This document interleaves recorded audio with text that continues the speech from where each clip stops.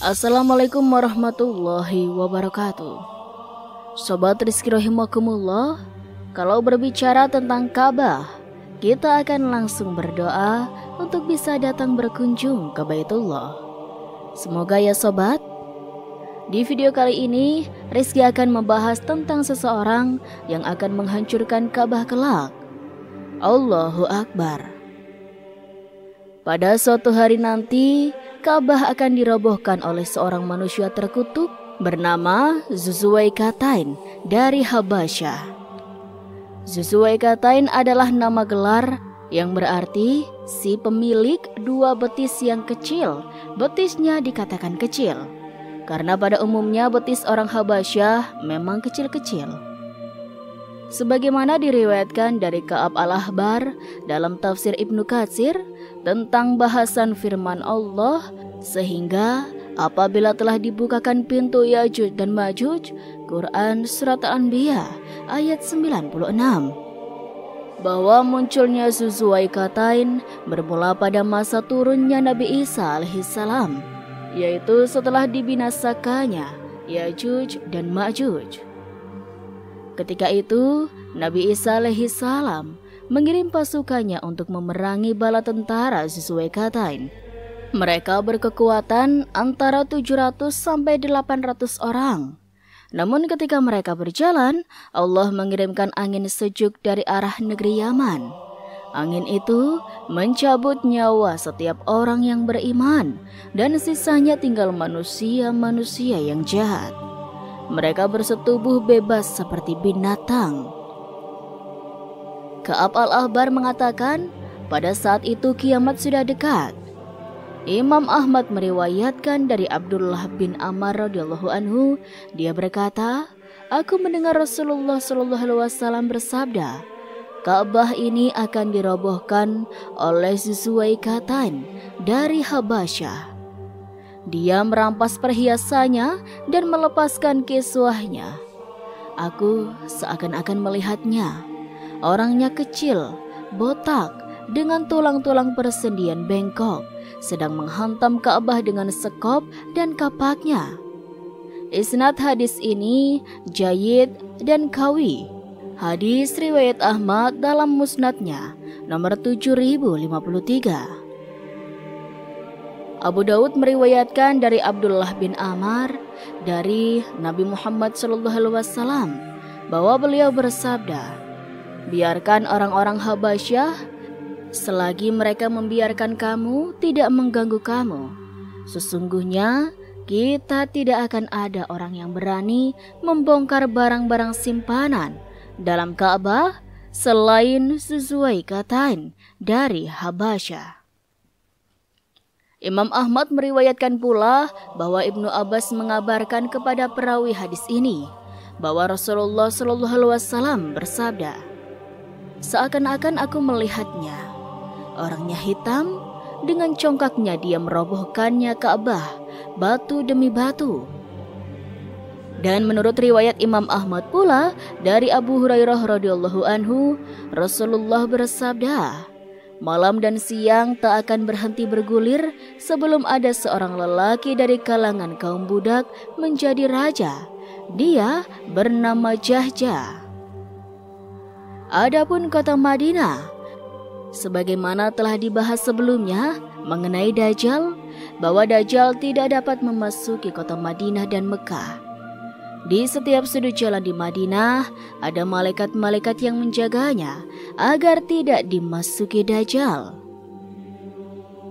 Dalam Sahih Al-Bukhari diriwayatkan dari Abu Hurairah radhiyallahu anhu bahwa Rasulullah SAW bersabda, Madinah tidak dapat dimasuki Dajjal maupun wabah penyakit.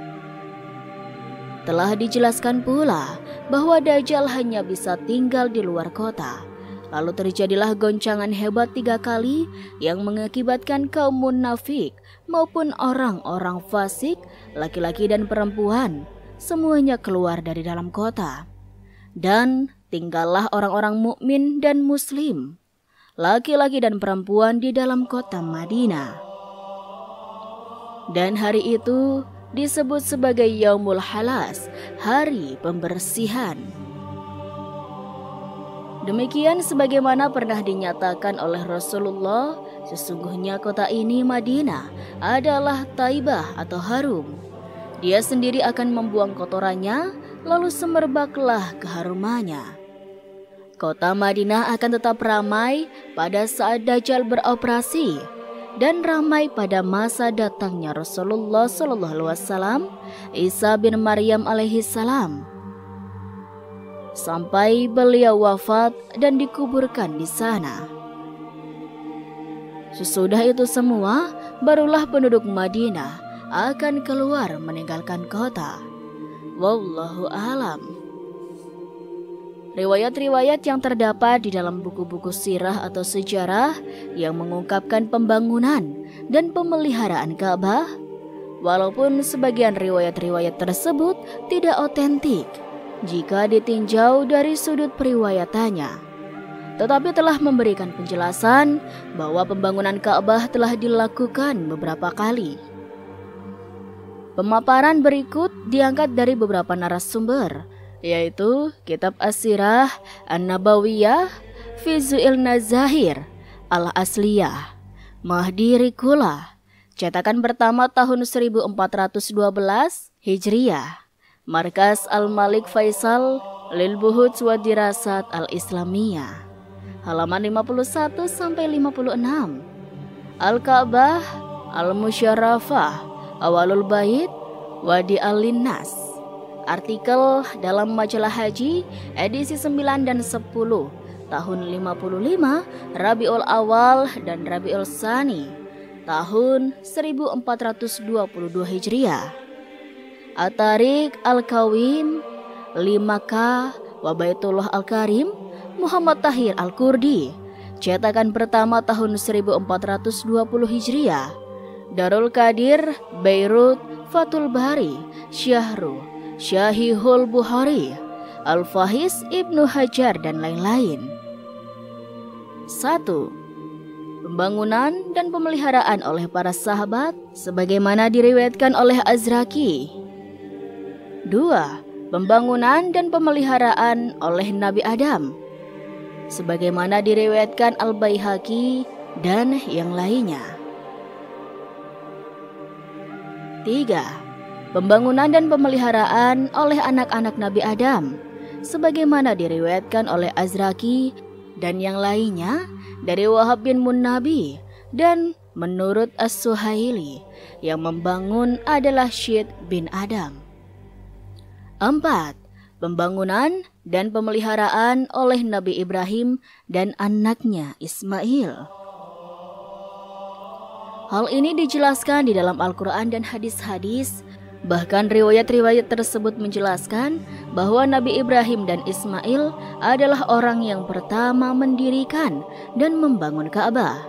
Walaupun tempat Ka'bah yaitu satu dataran yang tinggi dan menonjol dibandingkan dengan sekitarnya, telah dikenal oleh para malaikat dan para nabi sebelum Ibrahim.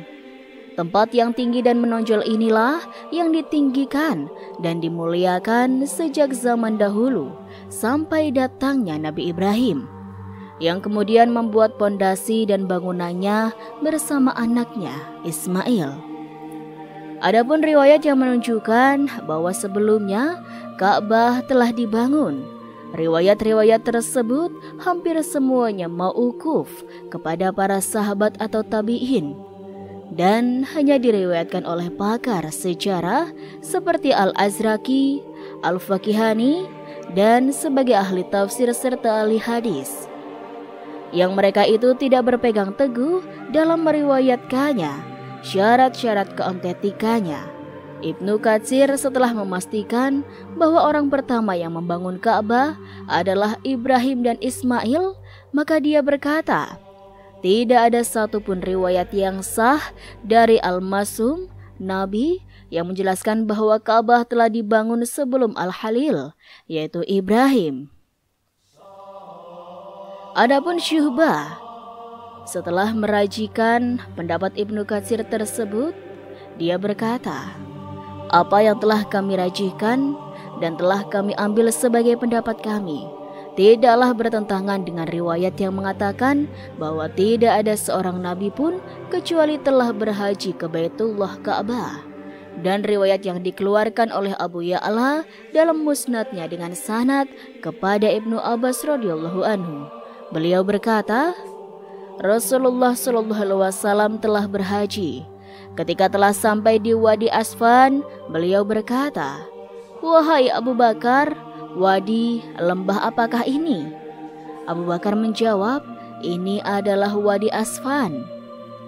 Kemudian beliau sallallahu alaihi wasallam berkata, "Sesungguhnya Nuh, Hud, dan Ibrahim telah melewati wadi ini dengan mengendarai onta-onta merah mereka yang dikendalikan dengan tali kekang, dan sarung-sarung mereka dari Aba, dan dengan selendang-selendang dari Nimar.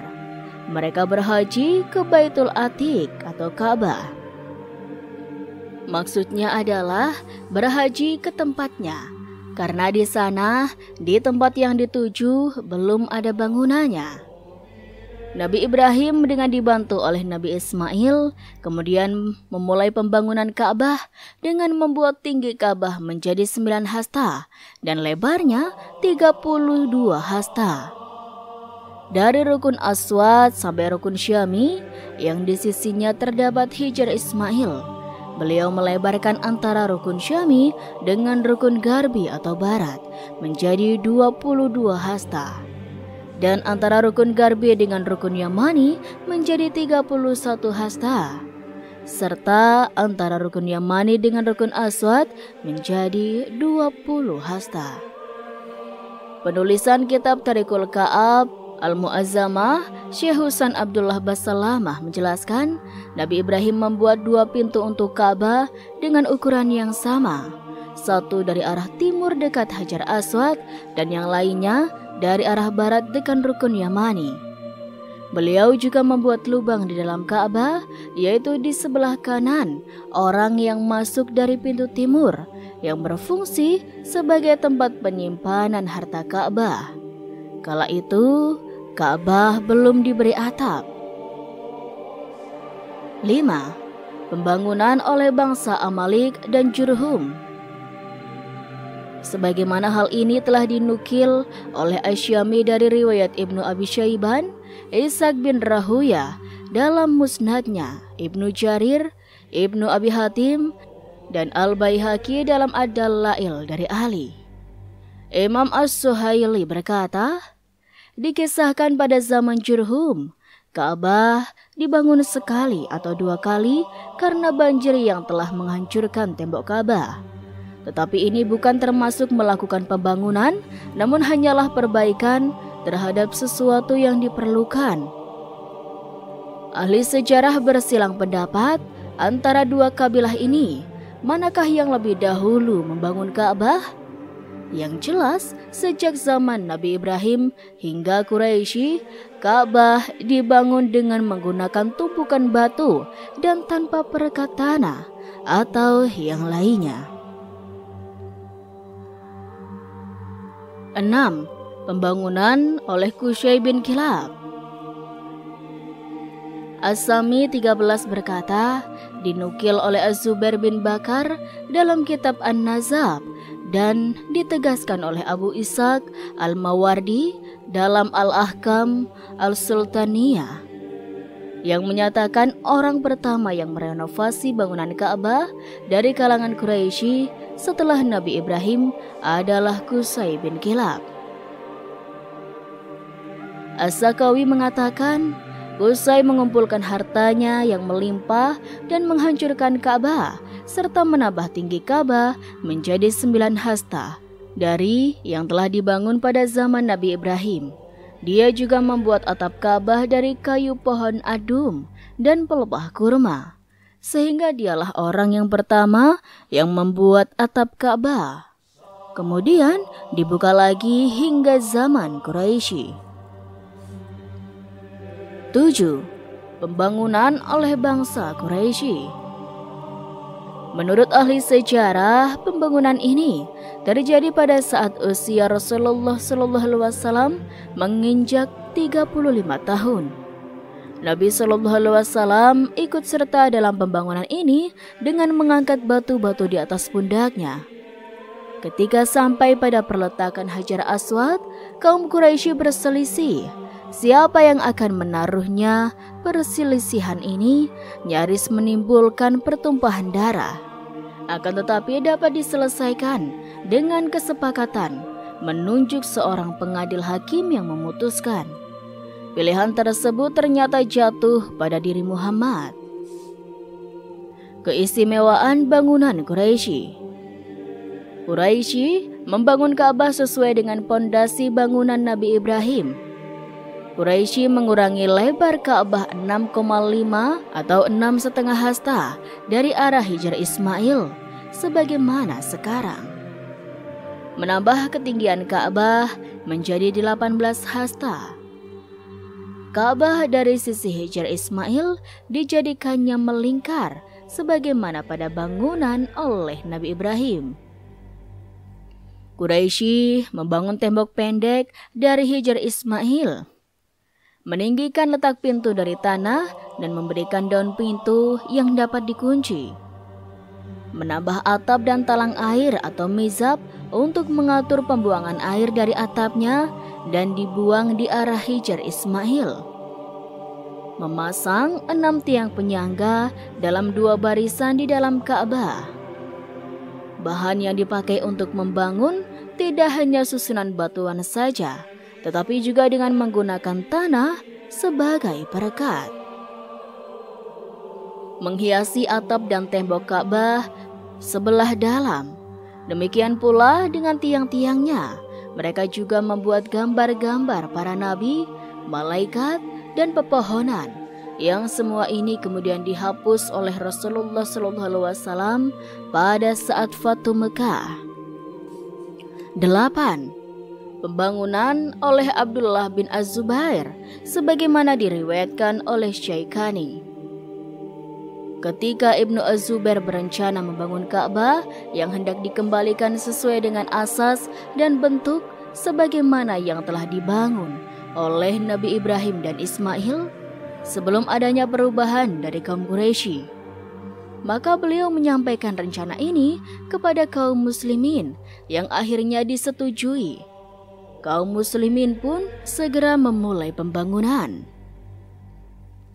Pertama, mereka menghancurkan bangunan Ka'bah yang ada sampai rata dengan tanah, lalu mencari pondasi Ka'bah yang telah dibuat oleh Nabi Ibrahim. Setelah menemukannya, maka segera menegakkan tiang-tiang di sekitarnya dan menutupnya. Kemudian, mulailah mereka membangun dan meninggikan bangunan Ka'bah secara bersama-sama, serta menambah 3 hasta yang telah dikurangi oleh kaum Quraisy. Menambah tinggi Ka'bah 10 hasta, lalu membuat 2 pintu dari arah timur dan barat, 1 untuk masuk dan yang lain untuk keluar. Hal itu sesuai dengan hadis Nabi yang diriwayatkan oleh Syaikani yang berbunyi, "Wahai Aisyah, kalau bukan karena kaummu baru lepas dari kejahiliannya, sungguh aku ingin memerintahkan mereka menghancurkan Ka'bah lalu membangunnya, dan aku memasukkan ke dalamnya apa yang telah dikeluarkan darinya, dan aku buat pintunya menempel dengan tanah, serta aku buatkan pintu timur dan barat, dan aku sesuaikan dengan pondasi Ibrahim." Muttafaqun alaihi. Al-Asraki dan Ibnu Hajar menjelaskan bahwa Nabi Ibrahim membangun Ka'bah setinggi 9 hasta, panjang 32 hasta, dan lebar 22 hasta tanpa atap. Sedangkan As-Suhaili menjelaskan bahwa tinggi Ka'bah adalah 9 hasta dari zaman Ismail. Lalu ketika kaum Quraisy sebelum Islam menambah 9 hasta sehingga menjadi 18 hasta. Mereka meninggikan pintunya dari tanah, sehingga untuk menaikkannya harus menggunakan tangga. Ketika Ibnu Az-Zubair membangunnya, dia menambah 9 hasta, sehingga menjadi 27 hasta hingga sekarang. Demikian juga dengan Ibnu Az-Zubair membuat 2 pintu yang menempel ke tanah dari timur dan barat untuk masuk dan keluar. Tinggi pintunya 11 hasta. 9. Pembangunan Al-Hajjaj bin Yusuf As-Saqafi atas perintah Khalifah Abdul Malik bin Marwah Al-Umawi. Sebagaimana diriwayatkan oleh Imam Muslim, pembangunan ini dilakukan karena adanya keraguan Abdul Malik terhadap pendengaran Abdul bin Az-Zubair. Berkaitan hadis Rasulullah SAW dari Aisyah, "Kalau bukan karena kaummu baru lepas dari kejahiliahan atau kekufuran, sungguh aku akan menghancurkan Ka'bah, membuatkan untuknya pintu, dan aku menempelkan pintunya ke tanah, serta aku masukkan hijr Ismail kepadanya." Akan tetapi kemudian Al-Haris bin Abdullah bin Abi Rabi'ah menguatkan dan membenarkan pendengaran Abdullah bin Az-Zubair di hadapan Abdul Malik, sehingga menyebabkan Abdul Malik menyesal telah menghancurkan Ka'bah yang telah dibangun kembali oleh Abdullah bin Az-Zubair. Juga diriwayatkan bahwa Khalifah Harun Ar-Rasyid telah berencana untuk menghancurkan Ka'bah dan membangunnya kembali sebagaimana bangunan Abdullah bin Az-Zubair. Akan tetapi Imam Malik bin Anas berkata kepadanya, "Aku bersumpah demi Allah, wahai Amirul Mukminin, janganlah engkau menjadikan Ka'bah ini sebagai permainan para raja setelah engkau, sehingga tidaklah seseorang dari mereka yang ingin merubahnya, kecuali dia pun akan merubahnya. Dan kemudian hilanglah kewibawaan Ka'bah dari hati kaum muslimin." Lalu Khalifah Harun Ar-Rasyid pun menggagalkan rencana tersebut, sehingga Ka'bah masih tetap seperti itu sampai sekarang ini. 10. Pembangunan oleh Sultan Murad IV. Syekh Muhammad Tahir Al-Kurdi mengatakan yang memotivasi pembangunan oleh Sultan Murad IV yaitu adanya hujan deras yang turun pada hari Rabu 9 Sya'ban 1039 Hijriah di Mekah dan sekitarnya, yang belum pernah terjadi sebelumnya, sehingga menyebabkan air masuk ke dalam Masjid Al-Haram hingga ketinggian 2 meter dari pegangan pintu Ka'bah. Kemudian pada Ansar keesokan harinya, yaitu hari Kamis, 2 sisi tembok bagian Asyami sebelah utara Ka'bah runtuh, dan tertarik juga tembok timur sampai pintu Al-Syami, dan tidak sisa kecuali itu, dan tiang pintunya dari tembok barat tersisa 1/6-nya. Dari sisi yang tampak ini hanya sekitar 2/3-nya saja, serta sebagian atap yang sejajar dengan tembok Asyami utara ikut roboh. Syekh Abdullah Al-Ghazi Al-Hindi Al-Maki rahimahumullah, seorang pakar sejarah, dia mengatakan dalam kitab tariknya bahwa yang roboh dari sisi Asyami atau utara adalah yang dibangun oleh Hajjaj As-Saqafi. Demikian juga tangga ke atap Ka'bah ikut runtuh. Pernyataan ini sesuai benar dengan kenyataannya. Kemudian Sultan Murad IV memerintahkan pembangunan Ka'bah dan dapat diselesaikan pada bulan Ramadan 1040 Hijriah sesuai dengan bentuk bangunan Al-Hajjaj As-Saqafi. Pembangunan Sultan Murad IV inilah yang terakhir hingga sekarang ini. Demikianlah sobat sejarah pembangunan Ka'bah yang disampaikan para ahli sejarah Islam. Mudah-mudahan dapat menambah pengetahuan dan pengagungan kita terhadap Baitullah, Al-Haram, dan kiblat kaum muslimin yang agung ini. Wallahu a'lam. Itulah sobat sedikit kisah kali ini. Kurang lebihnya Rizky mohon maaf. Dan sampai jumpa lagi di kisah-kisah selanjutnya ya sobat. Sekian dari Rizky. Wassalamualaikum warahmatullahi wabarakatuh.